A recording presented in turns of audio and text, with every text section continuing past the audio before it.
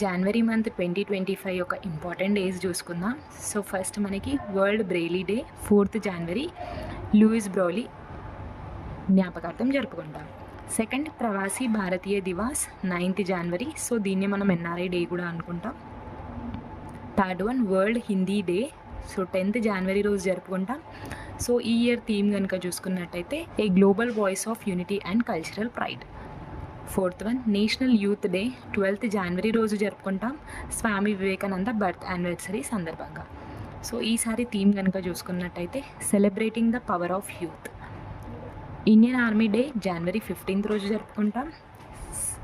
National startup day January 16th because startup India's ప్రోగ్రామ్ని మనం 2016లో launch చేసాం కాబట్టి నేషనల్ స్టార్టప్ డే జనవరి 16th రోజు జరుపుకుంటాం.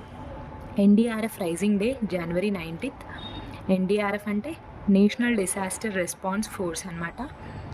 పరాక్రమ్ దివాస్ మనకి జనవరి 23rd Subhash Chandrabose birth anniversary సందర్భంగా.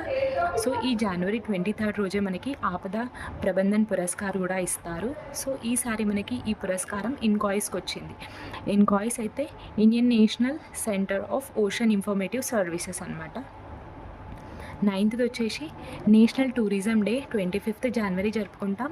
సో ఈసారి థీమ్ కనుక చూసుకున్నట్టయితే టూరిజం ఫర్ ఇంక్లూజివ్ గ్రోత్.